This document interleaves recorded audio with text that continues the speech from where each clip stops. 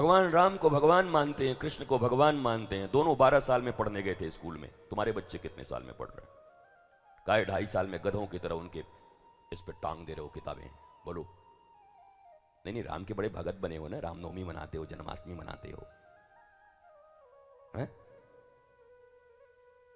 मौखिक ज्ञान नहीं, व्यवहार, ऐसी शिक्षा को धिक्कार।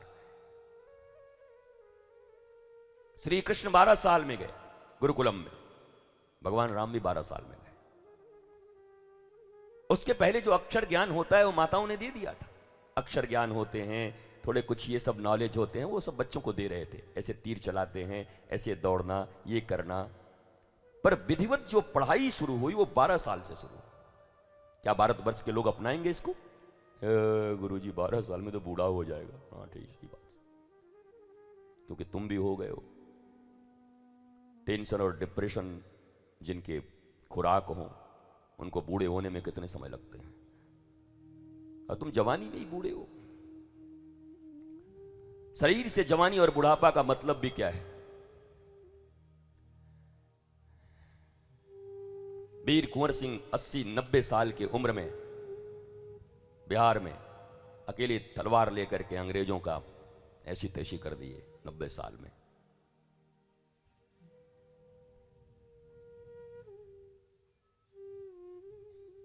ये श्री राम और श्री कृष्ण की कथा मनुष्य को प्रज्ञावान बनाती है। तुम प्रज्ञावान होने आए हो यहां पर। ये कोई अनुष्ठान नहीं, एक उपासना नहीं, कोई कर्मकांड नहीं कि आ गए, मुंह उठाए और तिल और जौ लेकर के स्वाहा स्वाहा 2 बार करके चले गए, हमने यज्ञ कर दिया। श्रीमद् भागवत हो, श्री राम हो, इस कथा के साथ यज्ञ शब्द लगता है, ज्ञान यज्ञ लगता है।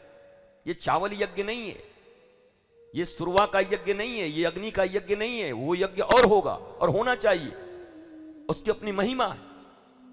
पर जब स्पेसिफिक तरीके से लिख दिया गया श्रीमद् भागवत ज्ञान यज्ञ, राम कथा ज्ञान यज्ञ, तो फिर इसमें केवल ज्ञान की चर्चा होनी चाहिए।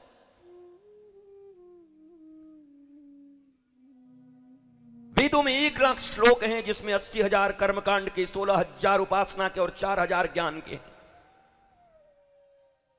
पर याद रखो, उन 4,000 ज्ञान कांड को पढ़े बिना तुम चाहे जो कोई भी हो, तुम्हारा मंगल होने वाला नहीं। बड़े कर्मकांडी होगे तुम, बड़े बड़े यज्ञ किए होगे तुम, तुम्हारा कुछ नहीं होगा। धुआं से मुंह काले हो जाएंगे तुम्हारे बस। उपासना 16,000 है, और जो फाइनल पढ़ाई है वो 4,000 श्लोक हैं ज्ञान कांड के। उससे तो भारतीयों का कोई मतलब ही नहीं। यहां डोरा बांध दिया, वहां छूट लिया, वहां निकल लिया, वहां चढ़ाई दिया, वहां निकल गए, वहां अबीर डाल दिया, वहां चावल डाल दिया। केवल कर्मकांड कर्मकांड कर्मकांड कर्मकांड। इसलिए जिंदगी भी तुम्हारी कांड हो गई। जब देखो तब कांड ही हो रहा है कुछ ना कुछ तुम्हारी जिंदगी।